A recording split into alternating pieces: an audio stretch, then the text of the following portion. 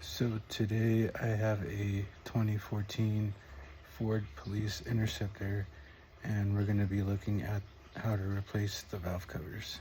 Alright, so let's dive right into this. So the service manual says to remove the intake, which I'm pretty sure you do have to. I'm not sure if you can get away with doing it without removing the intake. The way I see it, you'll have trouble with this here. But either way, I'll show you guys how to do it. So you're gonna wanna drain the coolant first. After that, you will disconnect your battery. I hope this video helps, and if it does, please hit that subscribe button. One other thing I will say about these engines is they have other variations with the intake. So this one we're looking at is the one that has the twin turbo on there. So make sure yours doesn't have the other style or the other type of intake. And when you drain the coolant, you'll have to remove the skid plate, which on mine, since it's a Police Interceptor, it's metal. And there will be a radiator drain on the corner of the radiator. So it'll be that drain plug right there. It's a red one. You just twist it to the left, lefty-loosey, righty-tighty when you're tightening it, and don't forget to tighten it when the coolant's drained. And then after that, you will disconnect this connector here for this charged air cooler hose. You might want to mark it somewhere so you don't mix it up.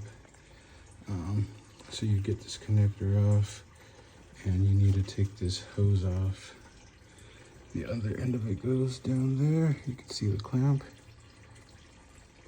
So you can see how I took it off. I loosened this here. I loosened this too, but loosen this one. And of course, you loosen it down there, and the hose is pretty hard to get off.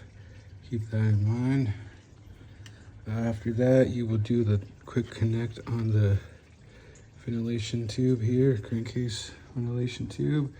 And do the quick connect here, and down here, you'll take it off, this whole hose tube. And then after that, you will take this harness off here, and here, and right here. You will also remove the insulator cover for this if it's not off, and disconnect this connector here. And if you want, you could try to get these two over here if you can as well. And then after that, we will start working on the stuff for the intake. Before the intake, you also need to undo this line right here. Try to be careful, try to use some kind of tool to help pull this tab up. You don't really want to be pulling on the line. It's more try to turn this little metal right here. So after all that's done, we will remove the air cleaner box, which you will disconnect this here, and then you will undo this here and here, and this tube can come out, or you could try to remove these bolts right here, this one, and remove it with this and this. Just get this out though. Once you have this off, this tube, or you decide to undo these bolts first and have this disconnected, you will pull on the whole box itself. There's some tabs at the bottom of it. You have to pull pretty hard. Just make sure nothing is attached when you do that. So that's what it'll look like. These are the garments I was talking about. You just pull it up, and then this came off to you right here. That's the hose right there. And then you'll disconnect this connector right here, and you will take this hose off right here and pull it down, you also remove this hose and pull it off. You're gonna pull this hose off here, this one here. You're gonna take this one off. After that, you're going to take this connector off here, and then you will take this hose off here, this one right here. So then you're gonna do, after you get those hoses, you're gonna get this one off. So it'll look like this. So then this one's already attached. So that one's just gonna go right here. This one you should have left on right here because that's what goes here. So if you take that off, you just did more work.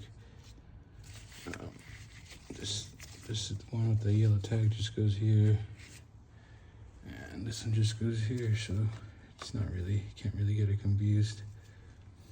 Once you get those, you'll get this connector back here, this one right there, and you will also get the hose at the bottom.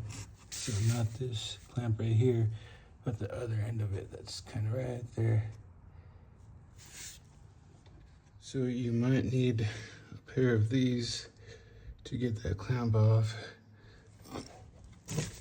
I'm not sure if anyone else can get it off without those. As you can see, I got it off there. I just clamped it down and pulled it off, lift the clamp on there, and then got the connector off. And then you're gonna get back there and get the this is for the turbo. There's a clamp at the end of it, a little one, because we need to get this hose off basically. So it's gonna be way down there. It's gonna be hard to show that on the video, but you just have to really get in there and you'll see a clamp. You can kind of see it. So just make sure you get the right clamp in. Try not to overdo it on the loosening if you can. So you loosen that clamp at the bottom, I'll pull it out. You'll get this nut right here, and if you did all those steps right, it'll just come out, and you just kind of fish it out of there carefully. And that's the clamp right there. You don't have to get it super loose, but obviously loose enough to get it off. But you don't want it so loose that you lose the clamp. Even though it's part of it, it shouldn't fall off, but if they do, it's really hard to get back on. So get the turbo hose on that side. You're gonna have to get the turbo hose for this side. So this is what this is, and you take it off from right here. And if you follow it, it's kind of hard to see, but there's a hose clamp for it. It's kind of hard to tell. You can kind of see the shiny part of it. I don't know if I could zoom in on it or not. You can kind of see the tip of it right there. It's really hard to see. It's kind of between those hoses here. If you look, it's like right there. But that's going to be for this hose. So this is kind of what it should look like. If you get confused with the hoses, I mean, they're kind of not hard to get mixed up, but if you want to mark them, you can. But either way, they're only going to fit one way. If you have trouble, just refer back to this video and just play it backwards. But the next thing, this is what it's going to look like right now. So the next thing you want to do is take off your connector for the throttle body. So this one and this one, and then after that you'll get these two right here, this right here and the one underneath it. They're different sizes, so don't worry about marking these. Once you take these lines off, that will release this evap purge valve back here. I already took the connector off it right here. You're gonna want to leave that hose on it because it's kind of hard to get to, but if you follow it, this here, keep going, it's gonna be this line right here, this one. So just make sure that you don't lose the clip or anything. Be real careful, take your time. So once you get that purge valve out of the way, you have some room in here. You'll get this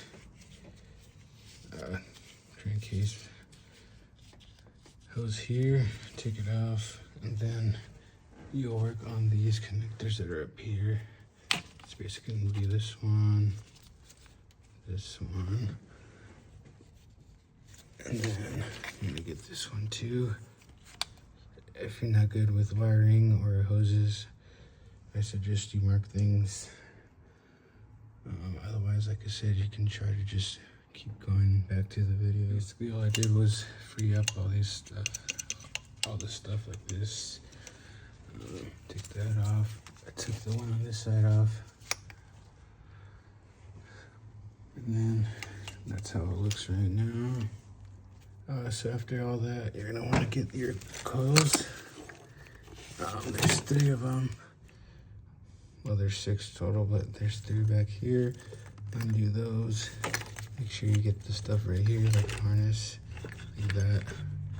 And then you'll do the same thing up front. If you haven't taken your dipstick out, you take it out now. And then you do these coils. At this point, it's safe to continue, and you will remove these hoses for the coolant. So you go remove these top ones. I already marked one. As you can see, I kind of go overboard with it, but I hate when you mark a hose or something and the paint rubs off. So anyway, mark those hoses, these 2, mark one of them. That way you know this one goes here, whatever you want to do.